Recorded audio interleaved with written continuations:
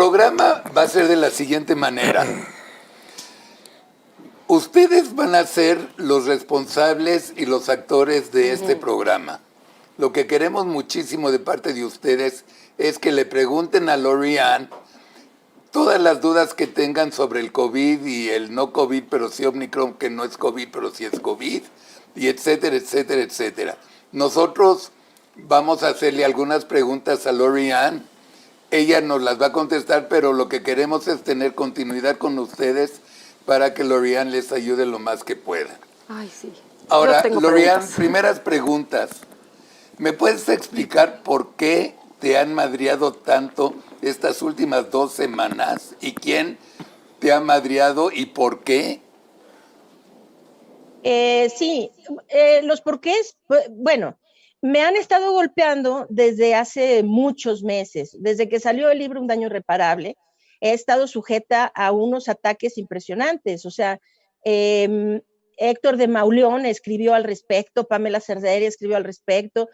He sido amenazada de muerte, violentada, recibo mensajes como vuelves a abrir la boca y te vamos a poner una bala en la cabeza, por ejemplo, y este tipo de situaciones. Ahora, conforme el tiempo ha ido avanzando, esto se ha vuelto cada vez más enfático. Y entonces ahora es toda la gente afín a la 4T. Tengo toda una lista, o sea, este señor Jorge Gómez Naredo, Luis Guillermo Hernández, Antonio Atolini, Pedro Salmerón, Julio Cerroa, José Merino. Los periódicos Revolución 3.0, El Soberano y la revista Polemón me dedican portadas por lo menos una vez a la semana, ¿no? O sea, bueno, tal vez exageré, ¿no? Tal vez no una vez a la semana, pero me dedican frecuentemente portadas con reportajes que además hay otro cuate que se hace llamar el Chapucero o algo así, que tiene un canal de YouTube y suben videos sobre mí en YouTube, armando toda una serie de teorías de conspiración, que yo estoy contratada por Felipe Calderón, que la industria farmacéutica me tiene pagada para que yo diga ciertas cosas, que Claudio X González me tiene la nómina, no sé, algunos de ellos son funcionarios públicos, así que es un delito que se puede perseguir penalmente contra funcionarios públicos que amedrentan a un ciudadano como yo, ¿no? Entonces, bueno, en fin, la situación es esa, el volumen ha ido escalando, ya incluso han habido varias veces que, por ejemplo, Fernández Noroña me ha querido insultarme en Twitter o humillarme, un monero que se apellida Hernández, que es un hombre realmente muy raspa, de muy, muy baja educación, Sí. un monero, no sé, un señor muy, muy corriente realmente, todos ellos lo son, o sea, dicen cosas, no hay límite, pues, no hay límite para ellos en términos de el nivel de violencia, la agresión que se causa, que se hace, pero ahora preocupa más porque va más allá de simplemente ignorarlos, porque ahora lo que ocurre es que ellos, vamos a decir, esta gente que me dice que el día que me vean salir de mi casa me van a poner un balazo en la cabeza, sin duda, pues no va a ser José Merino el que venga a matarme, ¿no? Ni tampoco Fernández Noroña, ni tampoco Antonio Atolini, pero ellos tienen una serie de fanáticos que los siguen de forma realmente, pues así, como si fuera un culto, ¿verdad? O sea, es un fanatismo impresionante y yo nada más me pregunto, ¿cuándo el odio generado por estas personas va a provocar que alguien sí se arme de valor para hacerme algún daño o a mi familia? Y yo creo que esto realmente, las recomendaciones que me han dado la mayoría de las personas es ignóralos, no pasa nada, bloquéalos. Pero yo pienso que no, porque alguien alguna vez tiene que alzar la voz y tomar un paso decisivo en contra de ellos, tanto legal como mediáticamente, porque no puede ser posible que puedan realmente violentar en lo psicológico, en lo moral, difamar y poner en riesgo la vida misma de una persona y que esto quede con absoluta impunidad, porque ha sido una serie de difamaciones tan absurdas algunas, no sé de dónde, este señor, el chapucero, no sé cómo se llama, así se llama, ¿no? Así se hace llamar, pues, Ignacio Rodríguez, el chapucero, ¿no? Este señor, es que es toda una lista, ¿no? Ahora me ataca un tal Tito Zurita Carpio, un Abraham Mendieta, estos moneros,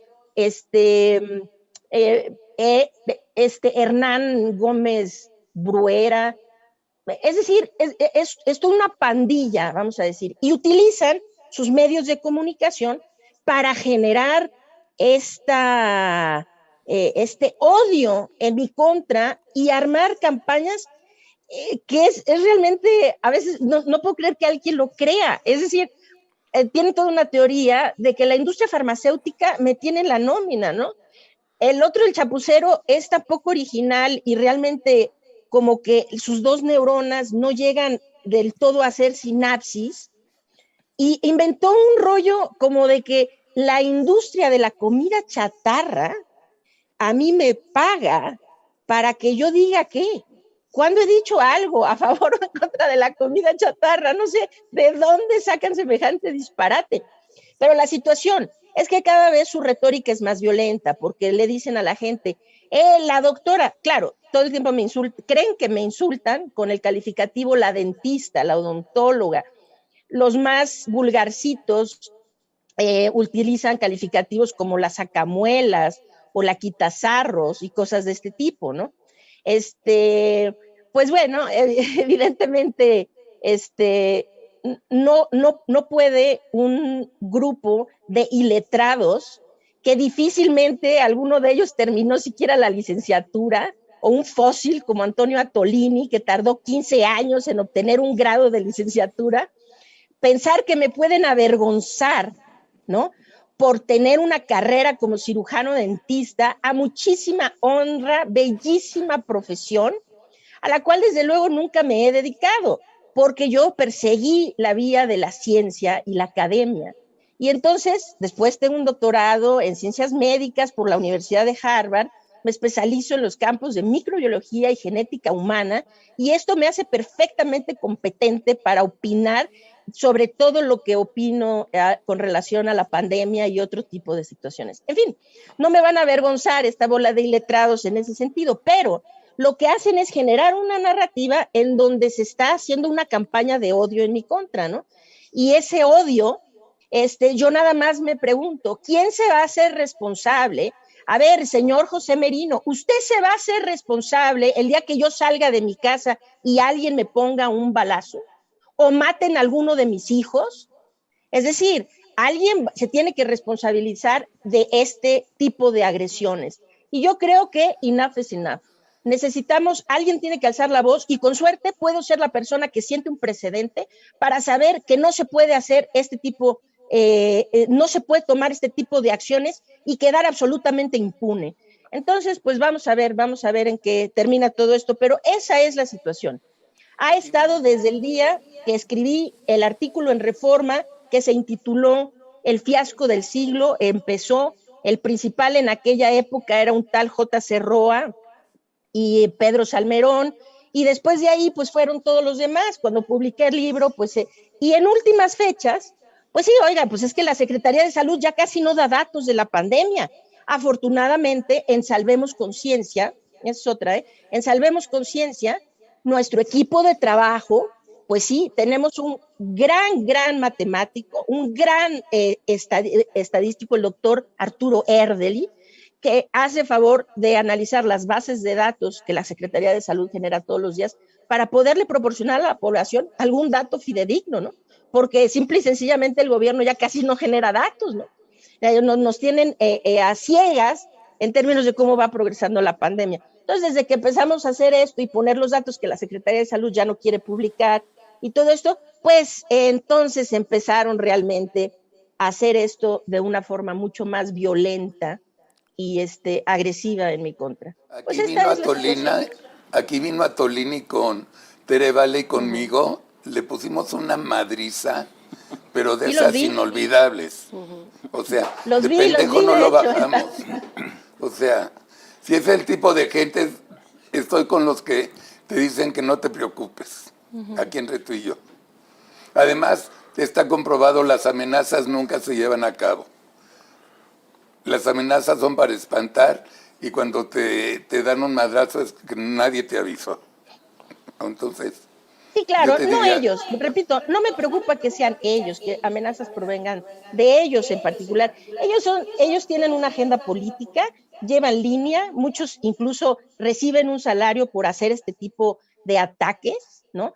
Y entonces, pues eso lo entiendo. Pero ¿qué pasa con todos los ingenuos que realmente creen esta retórica y ahora me han hecho a mí? No quieren estar en la cárcel, no te preocupes, no es tan fácil, ¿no? Pero bueno, pues, platícanos, ¿cuál es la situación? Hicimos un reportaje, Juanito, es un reportaje que quiero que veamos y lo compartimos y luego nos dices tu opinión y ya arrancamos el programa. Entonces, cuando quieran, Arturo, pongan el reportaje, por favor. ¿No estábamos al aire? Dije todo sí. Esto, ¿no estábamos al aire? 100%. Luego lo repites. No, ya. No, sí oyó. Todo, no. Es que ya, vamos. La variante Omicron es un COVIDcito. La irresponsabilidad de la 4T ante el COVID vuelve a poner en riesgo a los mexicanos este 2022. El mundo enfrenta un aumento dramático de casos debido principalmente a la variante Omicron. En los últimos días, México rompió su récord de contagios, con más de 44,000 en un solo día. Pero el gobierno de Andrés Manuel López Obrador sigue minimizando la amenaza, tal como lo hizo desde el inicio de la pandemia en 2020. El propio AMLO apareció en una mañanera con síntomas de COVID, pero aseguró que se trataba de una gripe. Lo escucho un poquito ronco en el tema de... Amanecí ronco. Sí, si nos puede hablar un poco de eso. Voy a hacer la prueba más tarde, pero yo creo que es gripe. Y horas después confirmó que había dado positivo. No tiene el nivel, el grado de peligro que la variante Delta, y lo estoy experimentando. Miren, me voy a medir la temperatura. Días antes, el incompetente subsecretario de Salud, Hugo López-Gatell, se ausentó debido a que padecía de lo que AMLO llamó un catarro. Hugo no está ahora porque se siente un poco mal, queremos que descanse. Y el invisible secretario de Salud, Jorge Alcocer, recomendó paracetamol y Vaporub para tratar a los menores contagiados. Lo que se usan las mamás, el Vaporub y todas esas cosas que parecen ser intrascendentes y los test. Por su parte, la jefa de gobierno de la Ciudad de México mantiene la orden de que sigan las clases presenciales, solo por cumplir los deseos de López Obrador. Es importante que todos asistamos a la escuela, a todos aquellos que es muy alto el porcentaje de personas que asisten a la escuela ya en todo el país, en la Ciudad de México, pero es muy importante que sigamos viniendo a la escuela. Lo mejor es protegernos con la vacunación, con las medidas que ya conocemos, pero el impacto también de no venir a la escuela a veces puede ser mayor que inclusive lo que tiene que ver con la propia enfermedad.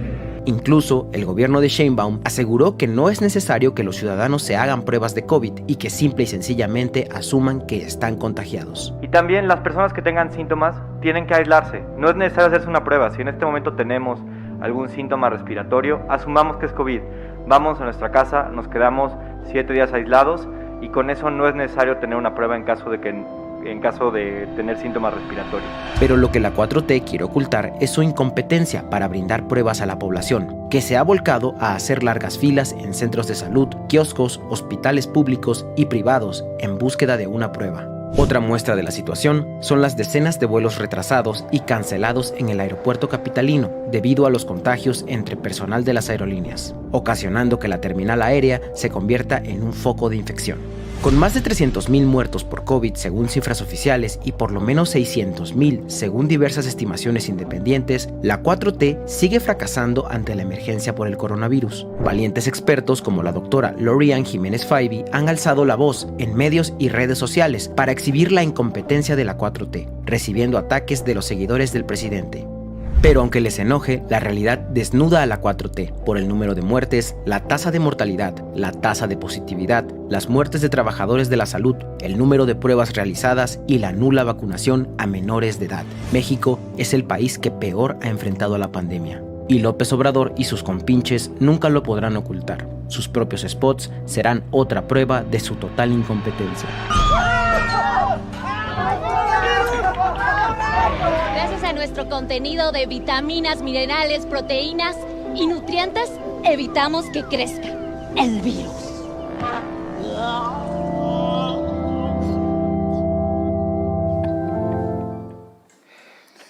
Miren, ni modo, soy publicista. Tengo que hablar de esta mierda, porque yo les juro que ni los niños que entran al primer semestre de la Ibero en comunicaciones harían esta mierda. Claro. Este anuncio es muy caro, filmado con las patas. Mienten todo el camino, porque comiendo bien no se quita el coronavirus. Quisieron hacer un anuncio de come bien, no comas porquerías y no vas a tener COVID. Les están tomando el pelo. Jesús Ramírez salió más mentiroso que Pinocho y más inepto de creativo que nadie. Y si contrató una agencia de publicidad, que lo dudo, estoy más retrasado porque no tienen ni idea a quién contratar. El peor anuncio de la historia, son una vergüenza, son unos pinches mentirosos, deberían quitar su pinche anuncio porque es una vergüenza nacional. Y para el colmo que cierre el anuncio, Gobierno de México. Sí, hasta la pobre locutora yo creo que se suicida mañana. Lori-Ann, ¿qué dices? Bueno, sí, desde luego da para reírse porque parece cómico, pero es una situación realmente muy preocupante. Es decir, no solamente son los mensajes equivocados, sino que estos mensajes son peligrosos. Es decir, cuando el secretario de Salud, es que bueno, tenemos mucha tela de donde cortar en este caso, ¿no? Porque simplemente en un espacio de 3 días se aventaron el 1, 2, 3 entre la secretaria de Salud de la Ciudad de México, el secretario de Salud del país, ¿no? El doctor Alcocer y el presidente de la República, ¿no? La secretaria de Salud de la Ciudad de México dice, sin base en ningún tipo de evidencia, que esta oleada Omicron es una llamarada de petate, así lo llamó, una llamarada de petate, en donde se van a tener muchos contagios para arriba y rápido van a descender y va a ser como que vino y fue y se acabó y no va a pasar más, ¿no? Pues es muy irresponsable que esta retórica venga de la Secretaría de Salud de la Ciudad de México, en donde ya sabemos, la Ciudad de México es la entidad, bueno, a nivel mundial está entre las 3 ciudades que cargan con el mayor exceso de mortalidad. Es decir, es una de las 3 ciudades en el mundo que ha tenido más muertes por COVID-19 per cápita, ¿no? O sea, sobre la base poblacional.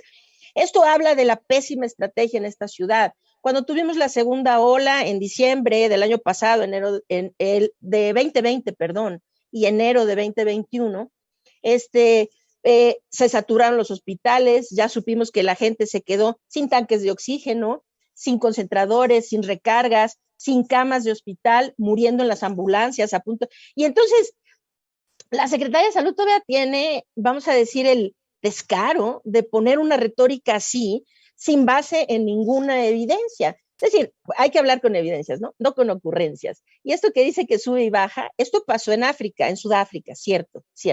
En Sudáfrica subió muy rápido, bajó muy rápido. Lo que omite la secretaria nada más es decir que hasta el día de hoy las defunciones siguen aumentando en Sudáfrica. Entonces, hay un fenómeno con la variante Omicron que es notablemente distinto a lo que hemos visto en otras etapas de la pandemia. En Sudáfrica las muertes siguen escalando. No vamos a saber en realidad la cuota en términos de pérdida de vidas de lo que ocurrió en Sudáfrica hasta que pasen varias semanas o quizá meses. Esa es una. Dos, en Europa los países llevan 9, 10 y hasta 11 semanas escalando en su ola Omicron y son poquísimos los que empiezan a mostrar alguna seña de ir disminuyendo. Nosotros llevamos 2 semanas en nuestra ola Omicron, queriendo decir que, bueno, como que llamarada de petate, así que le llamemos llamarada de petate, porque si nos vamos como los países europeos que todavía no descienden, pues de aquí todavía nos falta por lo menos 9 semanas más. Eso ya nos va a dejar hasta el mes de marzo. Entonces, decirle a la gente esto va a pasar muy rápido y nadie se va a morir es una mentira, pero es una mentira que pone vidas en riesgo, porque ese mensaje le hace creer a la gente que no tiene de qué preocuparse y que puede simplemente relajar las medidas porque lo que viene no va a ser grave. Esto es terrible, ¿no? Podemos hablar también de los mensajes, desde luego, del presidente de la República y del doctor Alcocer, ¿no?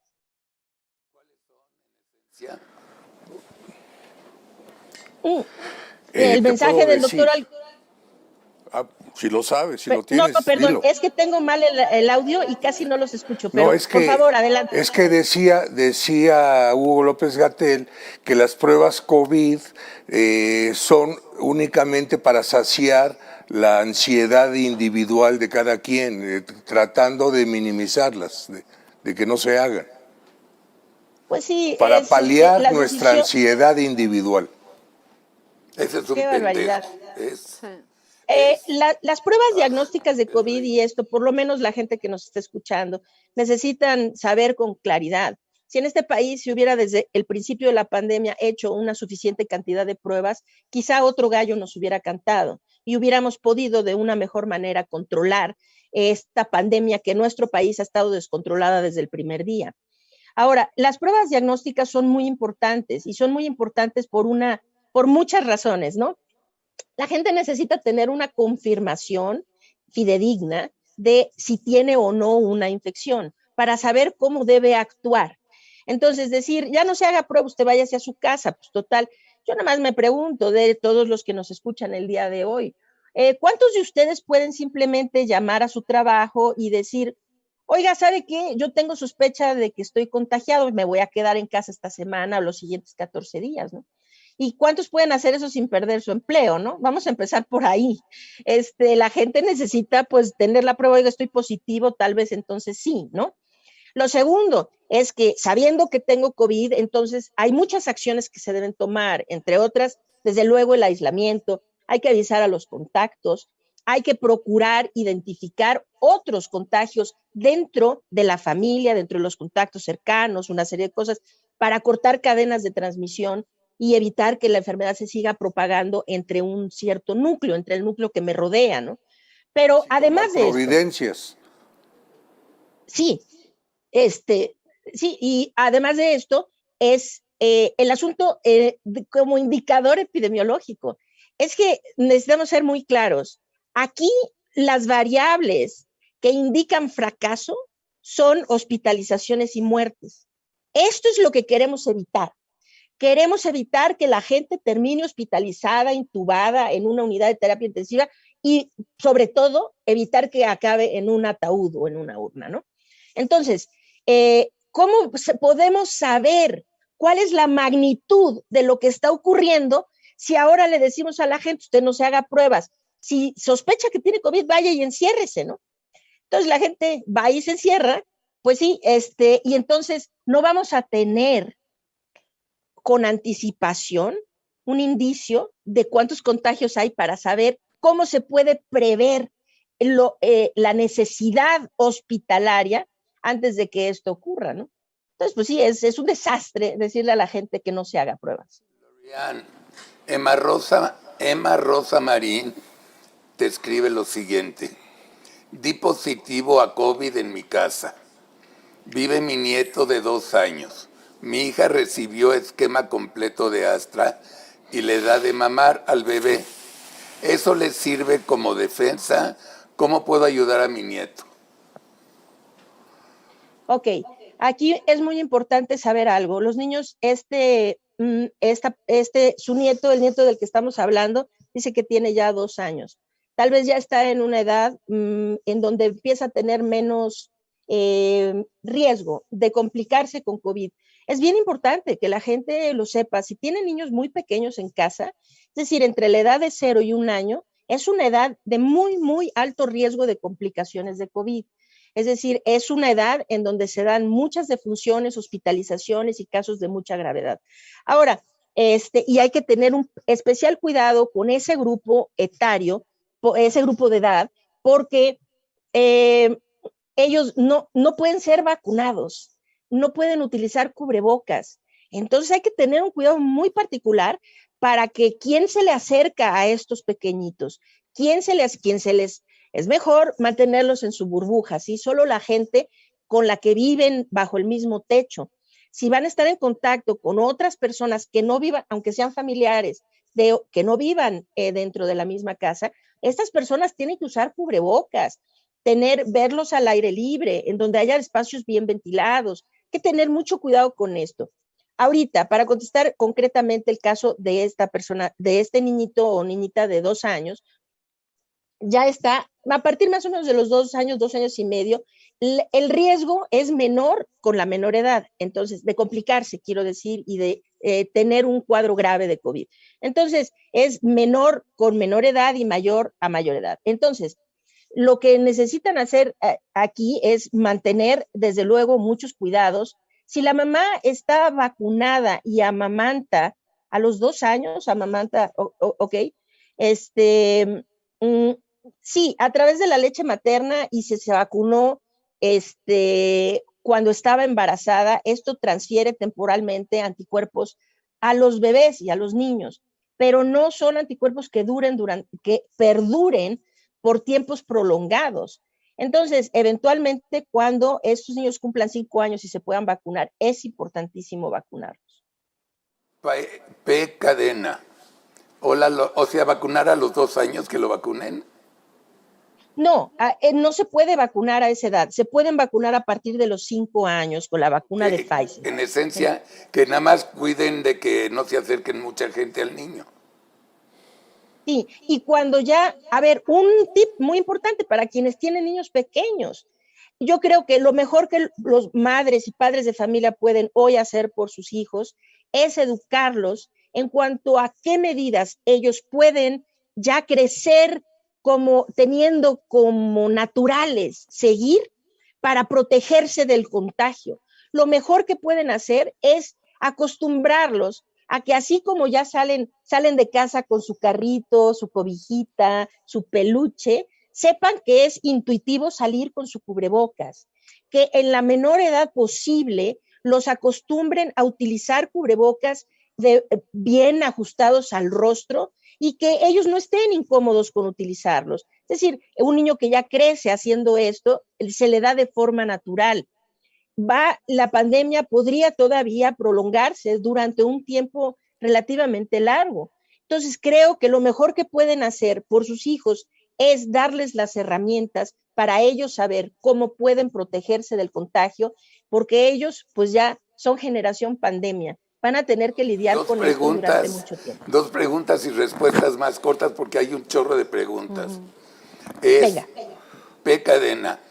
Hola, Lori-Ann. Tengo 4 vacunas de Pfizer, la última en septiembre. ¿Me pondré una 5ª dosis en marzo de Pfizer o Astra? No, ¿verdad? No. A ver, no, aquí tampoco aplica el más es mejor, ¿eh? No, o sea, hay indicaciones de qué debe uno aplicarse y qué no. Es decir, hoy sabemos, el esquema completo, hoy muchos médicos y científicos alrededor del mundo lo están concibiendo como un esquema de 3 dosis. No 2 dosis y el refuerzo, sino que el refuerzo debe ser pensado como más bien 3ª dosis, que es parte de un esquema inicial. Hoy, con la variante Omicron, que es nuestra realidad actual, todos necesitamos 3 dosis de vacuna, todos necesitamos 3 dosis. Que pues los esquemas iniciales que se hacen, dependiendo de la vacuna, con un tiempo entre la primera y la segunda, ¿ok? y la tercera dosis entre 3 y 5 meses después de la segunda. En Europa, algunos países como Irlanda, Escocia, bueno, Gran Bretaña en general, Bélgica, están aplicándolas a los 3 meses después de la segunda. Otros países a los 4 en Europa. Estados Unidos la pone a los 5 meses. Entonces, pero todos necesitamos 3. Ahora, esas 3 dosis, si la tercera es una vacuna de RNA mensajero como Moderna o Pfizer, estarán mucho mejor protegidos que si es una vacuna de otro tipo. Las opciones mejores son en este orden de más efectivo a menos, son Moderna, Pfizer, AstraZeneca. Estas son las opciones de terceras dosis que pueden aplicarse en ese orden. Cualquiera sirve, hay que tener 3 dosis. Y ahorita en pero Los no Ángeles, se vayan a más. En Los Ángeles me iba a echar la cuarta, como me dijiste, y pedí Moderna, todo el rollo perfecto, y se me queda viendo la que me inyectó. Me dice, pero tú no te vacunaste hace 6 meses. Le dije, ay, claro, creo que me vacuné por junio. Me dice, Carlos, te vacunaste el 14 de septiembre, no mames. Así que nos vemos en febrero, en abril o mayo. Sí. Otra persona dice, bájalo otra vez, por favor. Aquí la vi. Más. Es que ojalá tú fueras secretaria de la Secretaría de Salud. Ay, Luego, muchas gracias. Yo tengo una pregunta. Mi mamá tiene más de 60 y se puso la vacuna al mismo tiempo que yo lo hice, julio y septiembre. ¿Cuándo le toca su refuerzo? Adriana Vázquez.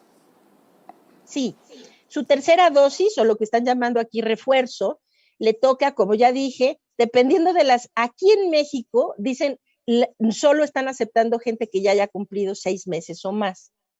En realidad, no hay ninguna indicación médica que beneficie o perjudique, es decir, entre más pronto mejor, porque todos necesitamos la tercera dosis.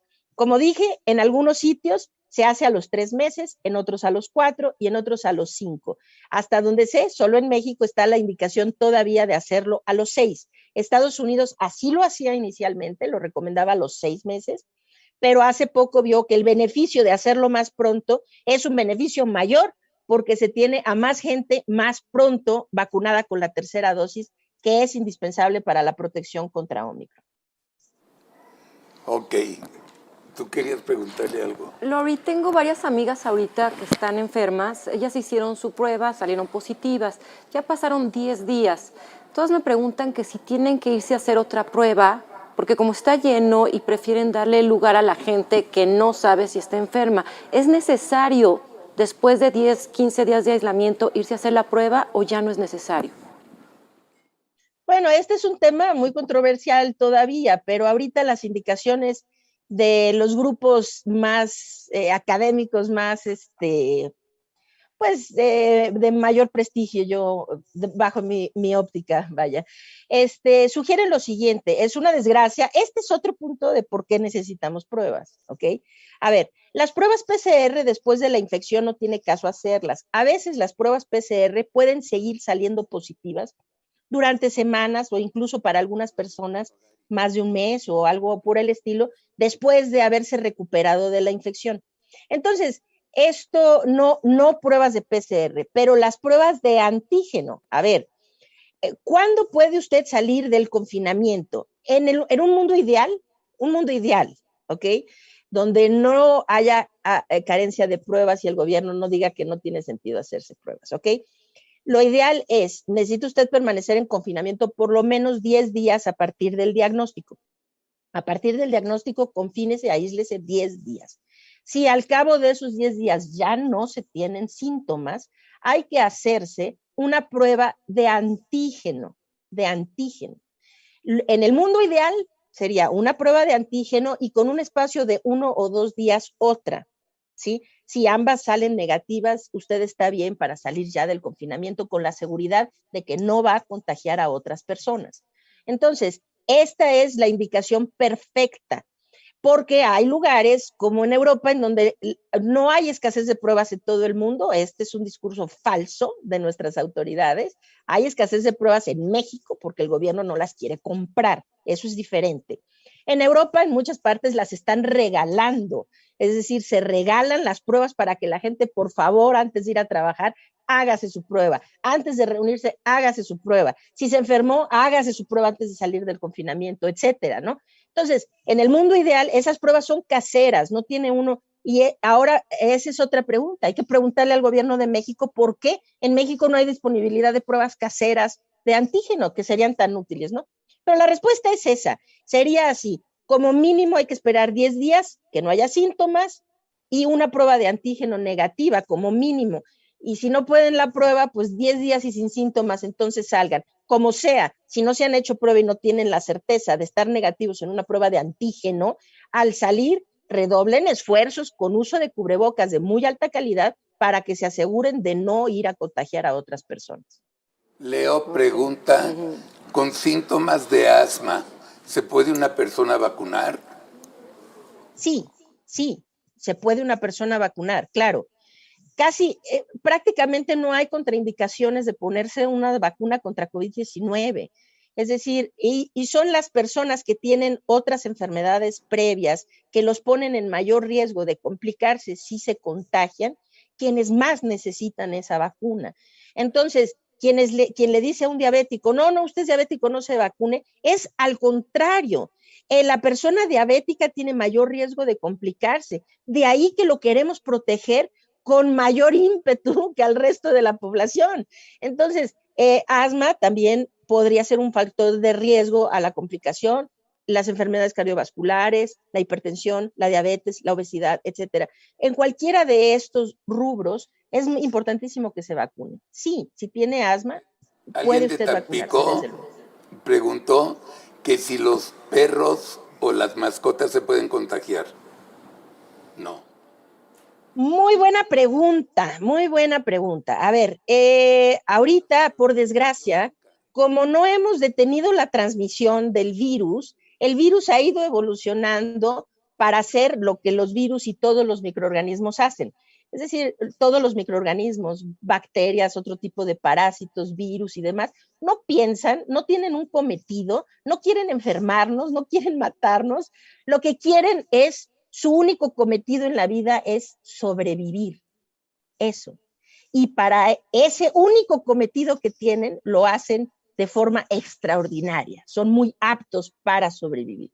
Entonces el virus pues ha encontrado, ahora SARS-CoV-2, el virus que causa COVID-19, como le hemos dejado a la humanidad entera porque estamos discutiendo que no el cubrebocas, que no esto, que no sé, que mi libertad y no importa mientras no se muera la gente, dejen que todo el mundo se contagie, sí, lo que hemos hecho es dejar que el virus mute y mute y mute y mute y mute. Entonces, para su pregunta concreta, no sabíamos antes de otros reservorios más que el del ser humano, es decir, el virus se transmitía de humano a humano, nada más, ¿ok? Después vino un caso de los bisones en Europa, en Dinamarca, en Noruega, en otras partes donde tienen los criaderos de bisones, estos minks, que se tienen criaderos para hacer abrigos y otro tipo de vestimentas, que se contagiaron de una variante del virus que podía, es decir, que podía hacer lo que se conoce como zoonosis inversa, es decir, se infecta el bisón y después ese virus puede reinfectar al ser humano. Entonces, los sacrificaron, se acabó el problema, pero ahora hay venados, animales de zoológico, hay por lo menos 15 especies de mamíferos que han sido ya identificados como posibles portadores del virus SARS-CoV-2. Y se cree que en algunas especies existe esto de la zoonosis inversa. Hoy, es decir, que de ese animal yo también me puedo contagiar. No solo yo lo contagio a él, sino él me vuelve a contagiar a mí o a otros seres humanos. Algunos parece que sí. Hasta hoy, no tenemos una evidencia clara de que los animales domésticos como perros y gatos o cochinillos de indias o los animales, o sea, de las mascotas, hoy estén teniendo este fenómeno de infectarse y de transferirnos al virus. Así que hoy no, pero no labren mi respuesta en piedra, porque esto con el tiempo podría cambiar. Pepe y Luis, ¿tienen preguntas? Pues estoy aprendiendo muchísimo. De eso se trata y este realmente la que programa. sabe es Lorian. Yo sí tengo. Pero Lori, espérate, y Luis. Perdón. Bueno, pero espérate. Ya te pareces a alguien Ay, que es que me conozco. mandaron muchas preguntas. Probablemente tengo un comentario. Sí, Luis. Yo una rapidísima, Lorian. Claro. Decíamos que Qué para el bárbara. refuerzo tienen que pasar aproximadamente, depende del país, entre 3 y 6 meses. ¿Qué pasa si alguien se vacuna o se pone el refuerzo antes de ese tiempo? Es decir, ya no le funciona, le causa algún efecto negativo, no sé. No, que sepamos, no hay ningún efecto negativo. Miren, es muy sencillo. Las vacunas contra COVID-19 realmente no son muy distintas a cualquier otro tipo de vacuna. Es decir, cuando vamos a vacunarnos contra, no sé, tétanos, y también necesitamos vacunarnos contra hepatitis B, ¿no? Por ejemplo, el médico nos dice, espérate entre 4 y 6 semanas y ya te pongo la otra vacuna. Esto es como una regla general para vacunarse con diferentes vacunas, ¿no? Entonces, no hay en realidad una contraindicación como que pueda haber un efecto secundario nocivo, una interacción que lleve a algún padecimiento, nada de esto. Lo que sí es que la eficacia podría no ser la misma. Es importante dejar pasar el tiempo para que la inmunidad llegue a su pico. De ahí, antes de que comience a declinar y se pierda la protección, poner el refuerzo que vuelve a estimular a esa inmunidad a volver a subir. Si se hace antes, el efecto de la siguiente dosis se ve disminuido porque como que no se ha completado lo que podríamos concebir como un ciclo. Entonces, 3 meses está bien. Esto, digo, entre beneficios y perjuicios, la balanza es mejor hacerlo pronto porque Omicron está aquí y la gente se está infectando y muriendo, ¿no? Y entonces, entre 3 y 6 meses. Hacerlo antes no es que vaya a tener un efecto nocivo, pero quizá no se obtenga el mismo beneficio. Entonces, hay que esperar el tiempo. Gracias. Sarita. Lori, a ver, una pregunta. Nos hablan siempre, y bueno, te lo he oído muchas veces, que tenemos que utilizar de buena calidad los cubrebocas. Un cubrebocas Sí, de buena calidad es una comida para una persona. Para aquellas personas que no tienen para comprar este tipo de cubrebocas, ¿cuál es la recomendación? Bueno, es una pregunta tan difícil, es entre la espada y la pared, ¿no? Es una pregunta realmente difícil. La respuesta ideal sería que, por ejemplo, el gobierno pudiera proveer a la población desprotegida de este tipo de cubrebocas, ¿verdad? Porque si les dan otras cosas, pues ahorita sería indispensable. Este gobierno tiene mucho el ímpetu de regalar cosas y dar más y programas sociales y una serie de cosas. Pues una de esas debería de ser prioritario ahorita en pandemia con Omicron, que incluyeran cubrebocas de alta calidad, ¿no? Bueno, eso pues también, si mi abuelita tuviera llantas sería bicicleta, ¿no? O sea, no sé, eso no va a pasar. Pero vamos, ¿qué se puede hacer? Una opción económica que puede dar una protección, es decir, ¿cómo me protejo más? A ver, los cubrebocas de tela son los que protegen menos, después los cubrebocas quirúrgicos, después los cubrebocas KN95, N95, KF94, FFP2, FFP3 y N99. En ese orden. También en ese orden son más costosos. Estos son los más baratos y sigue y sigue y sigue y así, ¿ok? Entonces, esto es la efectividad, la eficacia del filtrado y también el costo. Entonces, desde el KN95 que dije primero, de ahí en adelante, todos son considerados de alta eficacia. Entonces, no necesitan 2 o nada, uno solo y duran aproximadamente su tiempo útil es de 40 horas. 40 horas de uso, mientras no se moje el cubrebocas. No se pueden lavar, no, si se moja ya no sirve. Entonces no son reciclables y no, o sea, se tienen que tirar, son desechables, ¿ok? Entonces ahora, una opción más económica, los cubrebocas quirúrgicos tricapa y una combinación entre cubrebocas quirúrgicos tricapa y cubrebocas de tela. Usted puede fabricar sus cubrebocas. Fabricar cubrebocas de tela le puede resultar muy económico, comprar esos pliegos de tela y de ahí pueden sacar muchos cubrebocas para familiares o para que cada miembro de la familia tenga varios para tener para los diferentes días de la semana. ¿Qué es importante de un cubrebocas de tela? Que sea tricapa. Si es de una capa sola, no sirve. Si es de dos, realmente es negligente su efectividad de filtrado. Entonces necesitan ser 3 capas. ¿De qué? Los cubrebocas de mayor filtrado de tela son de poliéster, 3 capas de poliéster. El poliéster que tiene las fibras muy cerradas, ¿ok? Entonces, ese tricapa de poliéster o bien combinación de poliéster con algodón, 2 poliéster, 1 algodón o algodón en medio poliéster y luego algodón. En ese orden de mayor y menor filtrado. 3 de poliéster, 2 poliéster, 1 algodón o algodón, poliéster, algodón, ¿ok? En ese orden. Bien. Entonces, ¿qué importa de su cubrebocas de tela? Que esté muy bien ajustado al rostro, que no le deje huecos cuando se lo pone aquí, que no le deje huecos acá ni acá. Fabríquenlos para que estén muy bien ajustados. Hay una forma de ponerles como un alambrito en la parte de la nariz para que cuando se lo ponga se pueda ajustar el alambrito y eso le quede aquí muy bien ajustado al puente de la nariz. Deben llegar desde el puente de la nariz hasta debajo del mentón y deben estar perfectamente bien ajustados al rostro. Entonces, pueden fabricar los cubrebocas así. Si no alcanza para comprar quirúrgicos tricapa adicional a esto, entonces usen esos y tengan mucho cuidado con el resto de las medidas, como ventilar todos sus espacios cerrados, el transporte público en particular, permanecer poco tiempo en espacios cerrados con mala ventilación, preferir actividades al aire libre y no en espacios cerrados, etcétera, ¿no? Entonces, si pueden, además, tener su cajita de los quirúrgicos, lo ideal sería hacer una combinación. Primero el quirúrgico, después el de tela tricapa. Si pueden hacer esto, más o menos van a obtener una efectividad de filtrado similar a los cubrebocas de alto rendimiento.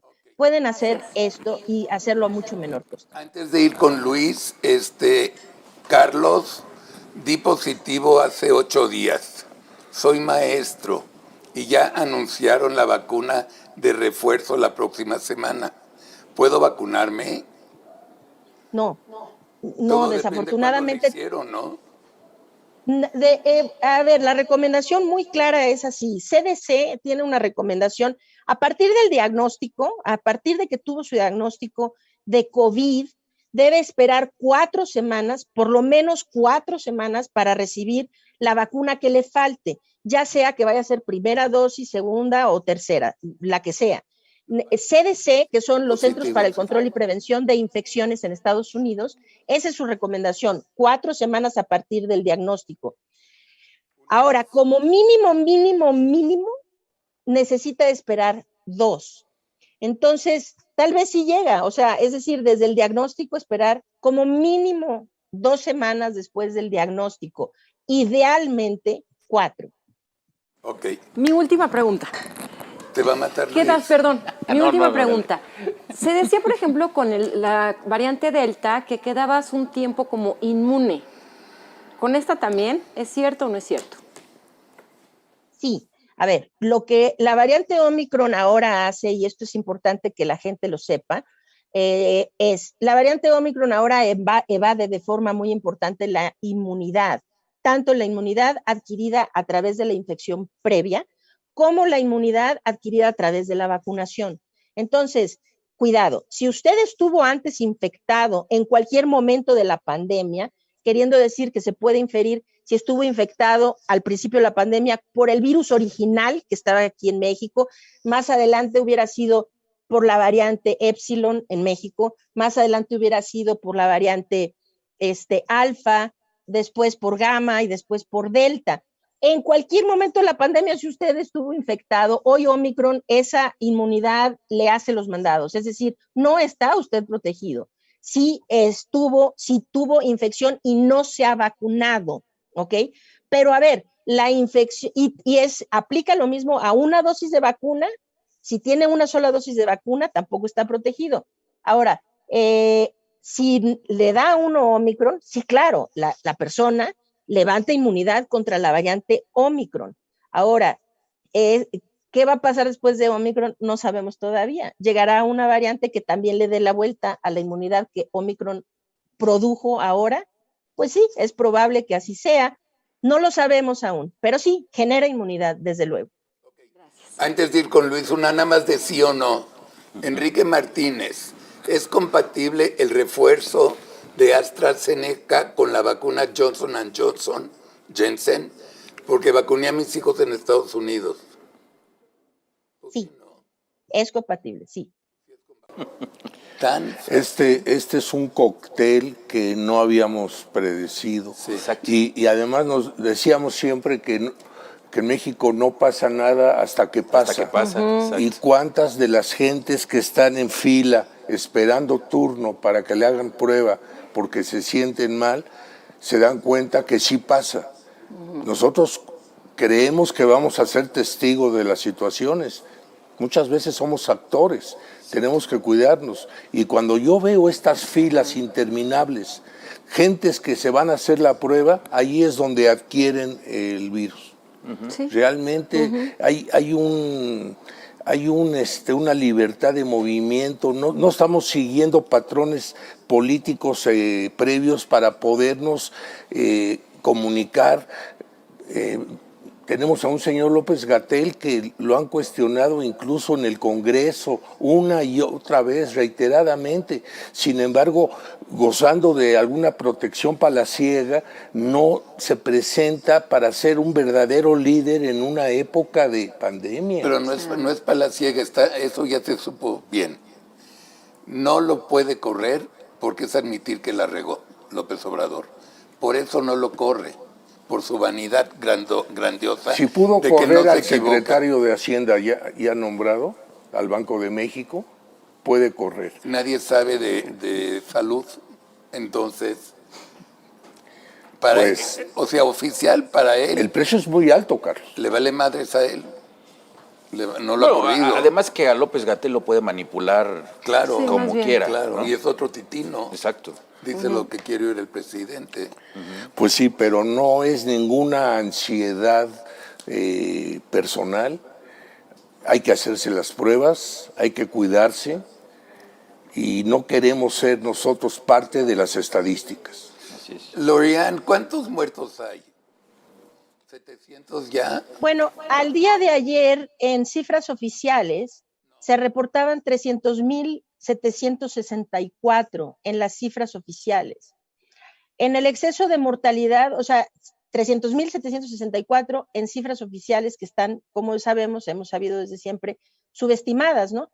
En el exceso de mortalidad, al día de ayer, si lo actualizamos, ayer se actualizó, de hecho, el exceso de mortalidad.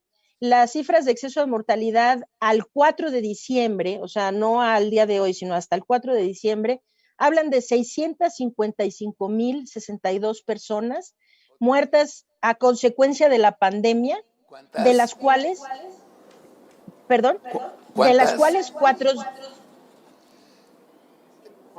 es que el audio está de la patada, pero... No, nada más, ¿qué números dijiste? ¿De cuántas muertes? 655,062. Siempre, sí, el 2.5. Ahora, ojo, de esas, 455,576 son a consecuencia directa de COVID-19. Están asentadas en actas de defunción como causa COVID-19 en el acta de defunción. Sin embargo, de esas 455,000 y fracción, el gobierno a esa fecha solamente reconocía 295,000. O sea que es un subreporte impresionante, ¿no? Es un subreporte impresionante, pero tanto directamente por COVID como por otras causas, como gente que no ha tenido camas de hospital cuando ha tenido un infarto, una embolia cerebral, un accidente, un balazo, un qué sé yo, o que no han podido hacerse diálisis o recibir quimioterapias porque durante la pandemia no hay suficiente capacidad hospitalaria. En general, todos los muertos por estas causas relacionadas con la pandemia son esa cantidad, 655,062 al 4 de diciembre. ¿Que nos pone en qué lugar en el mundo? En el quinto lugar, bueno, tomando cifras oficiales, las de 700. Nos pone en el quinto lugar. No, las de 700,000. La sí, que dijiste ahorita. La de 655,000, estamos, si tomamos exceso de mortalidad, en el 8º lugar a nivel mundial, considerando exceso de mortalidad. Hay una pregunta antes de ir con Sarita. María Teresa Gutiérrez. Mi hermanita tiene las 2 vacunas de Pfizer. ¿Se la puede poner la de refuerzo con AstraZeneca? Ella tiene síndrome de Down, su edad es de 50 años. Tiene 50 años. Como dijo hermanita, pensé que era menor de edad. 50 años, sí, puede ponerse el refuerzo con AstraZeneca, sí. Sí puede, María Teresa. Sarita, ¿qué onda? Bueno, vamos a seguir con este tema y vamos a hablar de lo que es el negacionismo y todos los paradigmas que tienen que ver con la ciencia. Negacionismo, qué buena palabra. Antes le quiero mandar un abrazo a Araceli Sena, que siempre nos sigue, ahorita está por ahí. A la cámara siempre nos deja recados lindísimos. Muchas gracias, Sara. Bien, pues vamos a ver lo de Sarita, Arturo.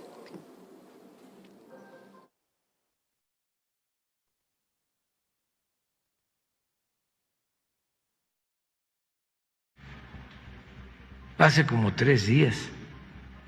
No tengo yo síntomas. La verdad que estoy muy bien. Ya son 2 años y no entendemos todavía. Aprende los sorprendentes secretos del comportamiento humano y serás más empático y exitoso, ya que este nos exhibe, para bien o para mal. Yo soy Sara Dulce. Quédate conmigo porque hoy analizaremos los devastadores efectos del negacionismo. Como todos sabemos, los contagios de esta nueva variante Omicron en México y en el mundo han sido exponencialmente elevados. Ha quedado demostrado que es el virus más contagioso que ha existido en la historia de la humanidad. Mi familia no fue la excepción. Les platicaré una anécdota que me sucedió hace 2 semanas. 2 de mis hijos resultaron contagiados. Mi otro hijo, mi marido y yo nos realizamos en un periodo de 10 días 3 pruebas. 2 de antígenos y una PCR para estar 100% seguros de que no éramos portadores del virus. En las pruebas que nos realizamos, la fila que hicimos fue aproximadamente de 4 horas. En la segunda ocasión, delante de nosotros estaba una chica de alrededor de 35 años. Después de 1 hora comenzamos a charlar, evidentemente manteniendo una muy buena distancia. Me platicó que era abogada. Noté que estaba muy congestionada y tosía frecuentemente. Para mis adentros pensé que seguramente era positiva. Y le pregunté, ¿crees estar contagiada? Y su respuesta fue, por supuesto que no, es gripa. Fui a una comida y me enfrié. De hecho, es la primera vez que me hago esta prueba y vine porque en mi trabajo me lo pidieron, pero es gripa. Nos pedían en ese laboratorio que nos quedáramos 30 minutos, nos daban los resultados, firmábamos y nos llegaban en la tarde a nuestro correo electrónico. Salió la señorita del laboratorio y a la distancia vi que la llamó y en su semblante noté sorpresa y contrariedad. Firmó y le dijo a la señorita, no entiendo. Y la respuesta fue, dice aquí positivo. No había mucho que preguntar y que contestar. Se dio la vuelta y se fue. A los pocos días escuchamos esto. Lo escucho un poquito ronco en el tema de... Amanecí ronco. Sí, ¿te nos puede hablar un poco de eso? Voy a hacer la prueba más tarde. Pero yo creo que es gripe. Esperen. De todas maneras. Sí, a cuidarse. Pues le sucedió lo mismo que a la chica de la fila que les platiqué. 2 años y seguimos con lo mismo. Lo que se usan las mamás, el Vaporru y todas esas cosas que parecen ser intrascendentes. Para entrar en materia les platicaré que a mediados del siglo XIX, Ignaz Semmelweis, un médico obstetra húngaro, estaba espantado por las elevadas cifras de muertes de mujeres que acababan de dar a luz. La circunstancia lo condujo a descubrir que lavarse las manos evitaba infecciones, Con esta sencilla orientación, los fallecimientos disminuyeron drásticamente. Una acción que ahora nos parece tan básica no lo era hace apenas siglo y medio. En 1847 se lo propuso a sus colegas, quienes lo tildaron de loco, de charlatán. Pero, ¿por qué se da este fenómeno de negar las evidencias? De acuerdo a Thomas Kuhn, autor de La estructura de las revoluciones científicas, la ciencia está compuesta por grandes marcos conceptuales, los paradigmas, que articulan el saber de una época. Todo paradigma nace de la superación del paradigma anterior. El paradigma dominante dicta la ceguera selectiva de las evidencias que pueden poner en duda el nuevo paradigma. Pero esto sucede entre los científicos con grandes conocimientos. Incluso ellos, si obran de buena fe, deben estar abiertos a considerar las nuevas evidencias. Si no lo hacen, caen en una actitud que se ha denominado negacionismo.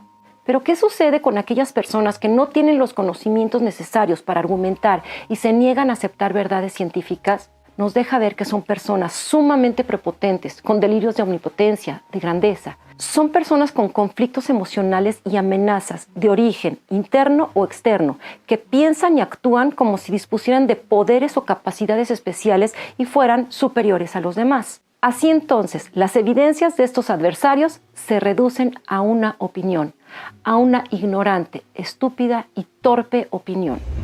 Lo del coronavirus, eso de que no se puede uno abrazar, hay que abrazarse. No pasa nada. Es claro que el negacionismo es la elección de rehusarse a aceptar una realidad como una forma de evitar una verdad psicológicamente incómoda.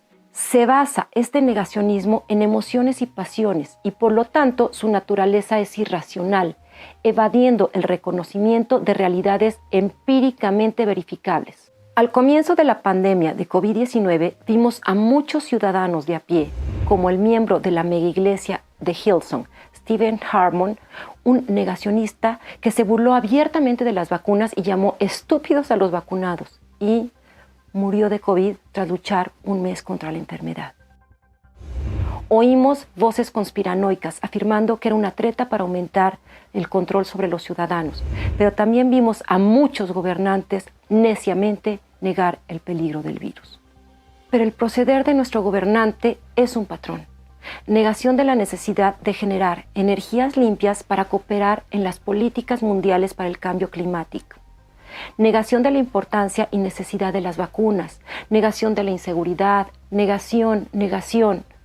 Según Cicerón, la evidencia es la más decisiva demostración. Quienes niegan las pruebas consistentes lo hacen tomados por una ignorancia particular, la que rechaza deliberadamente el conocimiento.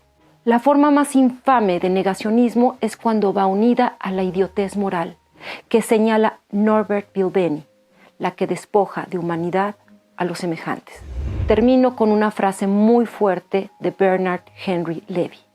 El negacionismo es, en sentido estricto, el estadio supremo del genocidio. Como siempre te pido, déjame tus comentarios, suscríbete. Igualmente te pido que lo compartas y no olvides, nuestro comportamiento nos exhibe para bien o para mal. Pues no hay nada que agregar, Sarita. Sí, no. Duchen, ¿no? Muy bien. Muy bien. ¿Qué? Sí.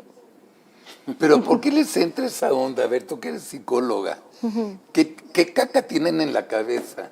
Pues es lo que mencioné ahí, ¿no? O sea, si existe el negacionismo entre grandes científicos, se vale, ¿no? Y entonces el paradigma nuevo tiene que romper con el anterior. Como cuando dijeron, la Tierra es plana y después es redonda, pues sí, obviamente hubo mucha gente que no lo creía. Pero cuando viene de gente ignorante en el tema, pues nos habla de... creen que tienen poderes superiores, o sea, gente y cuando con viene de delirios gente inteligente como un tenista Djokovic, gente inteligente que está arriesgando. No entrarán cuestiones religiosas, morales. No. Él está arriesgando millones de dólares, su primer lugar como tenista mundial. Está Pero no son sesgando su especialistas carrera. en el tema. Acuérdate que Bueno, existen diferentes tipos de Pero ¿por qué inteligencias. cómo lo niegan? ¿Qué tanto es la convicción religiosa, Lorian moral? quiere Yo creo que decir sí algo, entra, ¿no? sí entra. Más bien Algo es por puede eso. haber. Lorian, claro, a tus órdenes. Como no has hablado, habla. Como no he hablado todo el programa, ahora voy a hablar un poco. Sí. No, a ver, sí, todo esto que dice, excelente además, este reportaje que hiciste, Sarita, me pareció absolutamente extraordinario, ¿eh?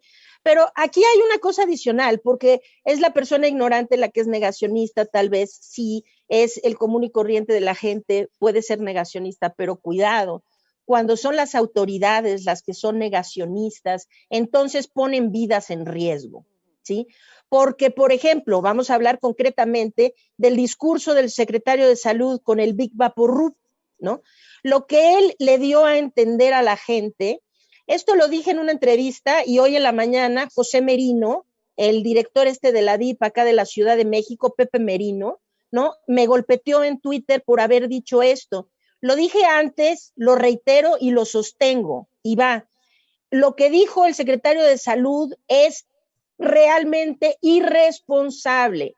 El mensaje que le dio a las mamás es, si usted tiene un niño pequeño en casa que tiene COVID, a él no le va a pasar nada. Dele un tecito y sóbele en el pechito un poco de Big Vaporub. Y así sea que lo vea mal y se pone moradito, y no, es que a los niños no les pasa nada. Entonces las mamás, haciéndole caso a la autoridad máxima de nuestro país, podrían hacer eso cuando un hijo ya está en condiciones de necesitar hospitalización. Entonces, más allá de instruir el Big Vaporub con un poco de responsabilidad y sin este negacionismo que nos describe tan bien Sarita, el secretario de Salud debió haber dicho: las probabilidades de que su hijo se complique de COVID son muy bajas, pero ahí, si lo tiene enfermo de COVID, fíjese, un oxímetro, tiene que estarlo vigilando con su oxímetro, y si la oxigenación comienza a descender, entonces corra al hospital. Esto, Pepe Merino, que seguramente está escuchando, como escucha muchas otras de mis entrevistas, le digo directamente, esto fue lo que dije y no me retracto, es decir, si necesitan autovigilancia y los niños sí requieren ir al hospital, diga Pepe Merino lo que diga, ¿sí? Cuando comienzan a complicarse, y la complicación es cuando empieza a disminuir su oxigenación. Entonces, a lo que voy es, pues sí, podemos disculpar a unos ignorantes por ser negacionistas, cae gordo, no se puede explicar, pero cuando son las autoridades, entonces es una irresponsabilidad que lleva a poner vidas en riesgo, y esto es imperdonable.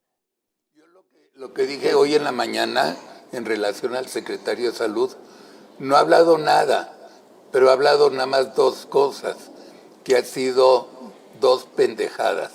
La primera, que no lleves a tus nietos a hacer la prueba, ni a vacunar. Y el segundo, que le pongas Big Vaporub. O sea, un secretario de Salud diciendo esas pendejadas confirman el anuncio que vimos, que es otra pendejada y otra mentira asesina, porque le están diciendo al público, come bien y ya no te da COVID. Es otra mentira del gobierno. Es un desastre en serio.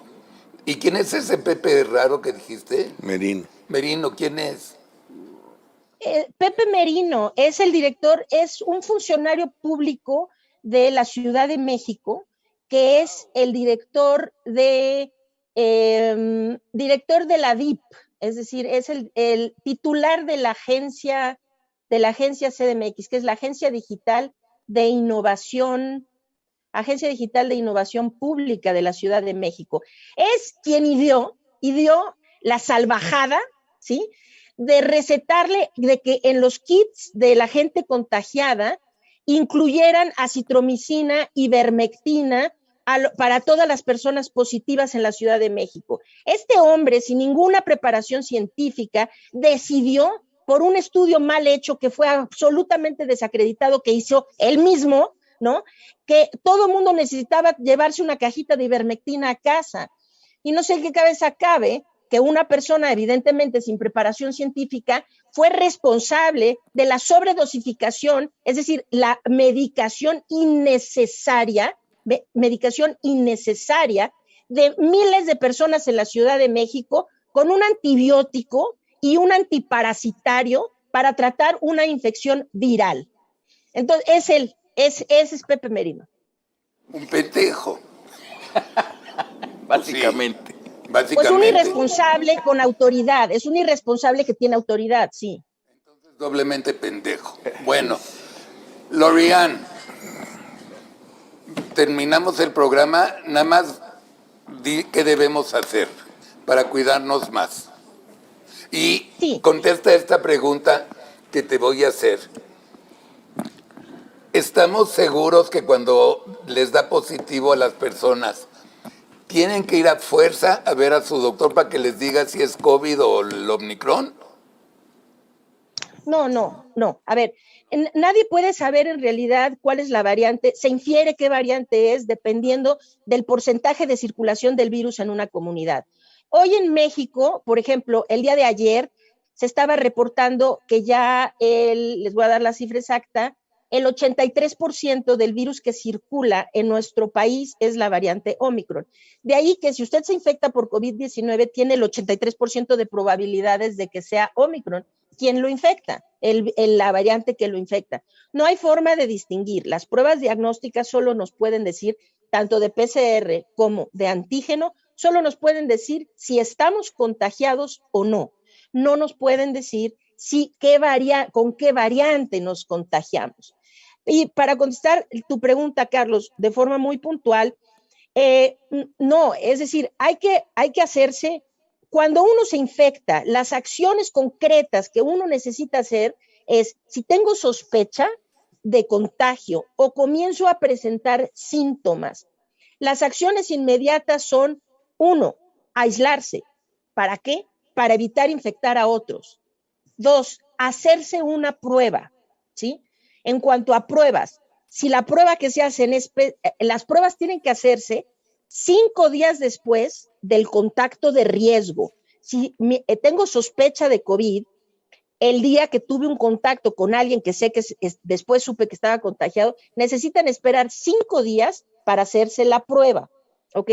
O 5 días o en el momento que comiencen a tener síntomas. Si comienzan a tener síntomas al siguiente día, ya se pueden hacer la prueba. Lo que ocurra primero, 5 días o la aparición de síntomas, lo que ocurra primero.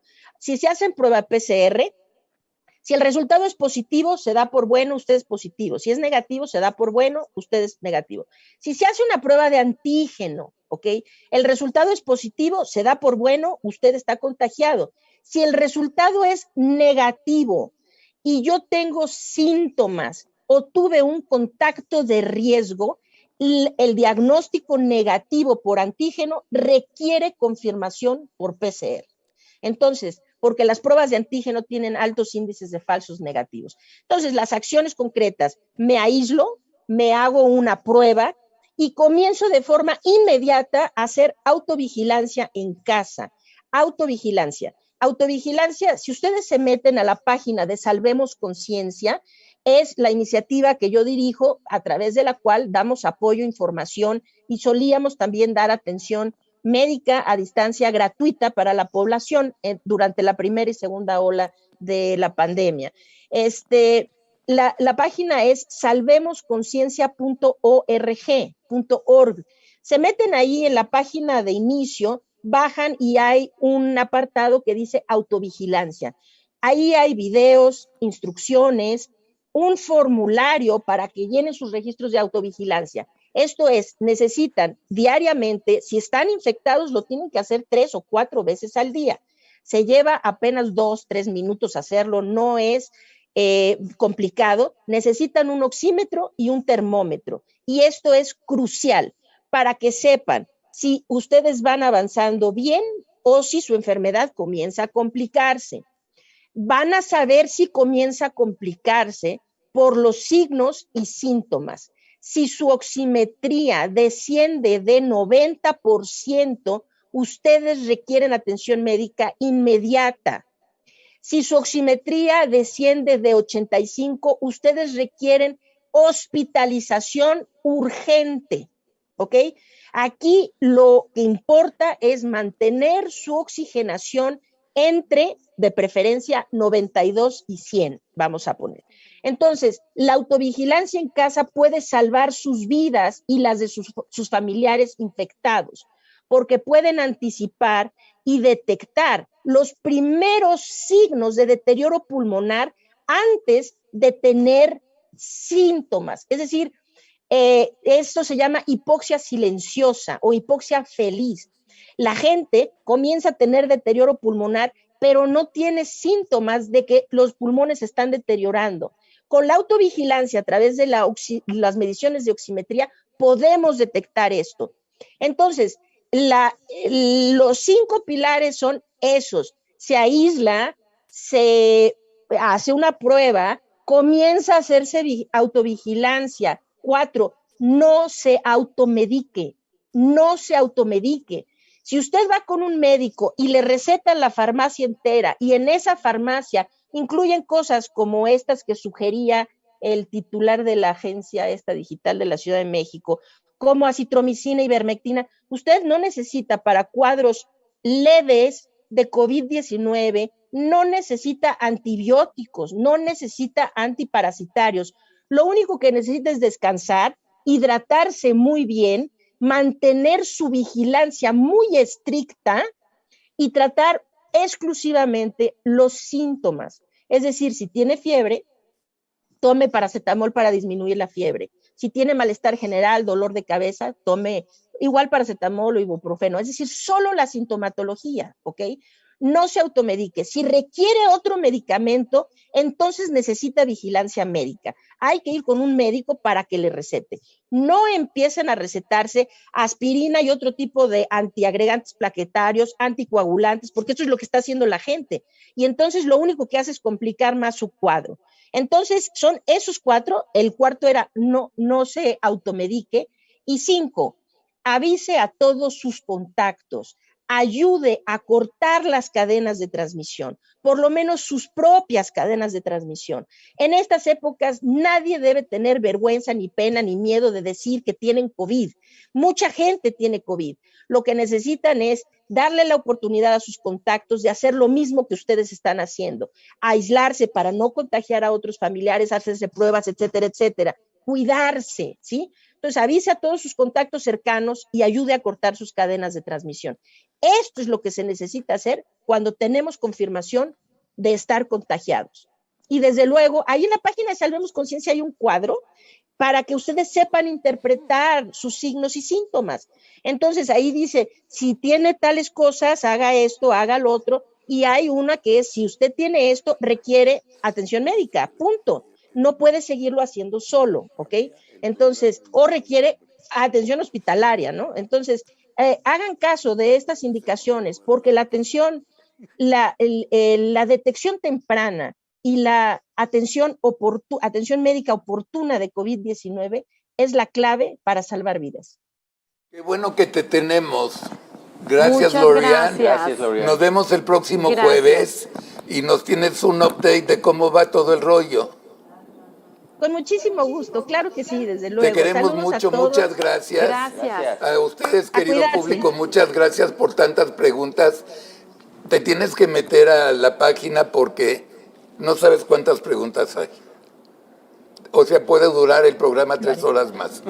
Entonces, gracias, Lorian. Gracias, Pepe. Gracias a usted. Gracias a Lorian. A Lorian, sí. Gracias, Sarita, gracias. Gracias, Gracias, Luisito. Carlos. Gracias, Y Pepe, Sarita. un anuncio. Este domingo vamos a hacer un especial de por qué con un programa que se llama Las Mentiras de López Obrador. Es un programa muy especial para que no olviden en dónde estamos viviendo cuando hay que votar en estas elecciones. Bien importante. No se lo pierdan. No se lo pierdan. Gracias. Gracias. Bye. Gracias.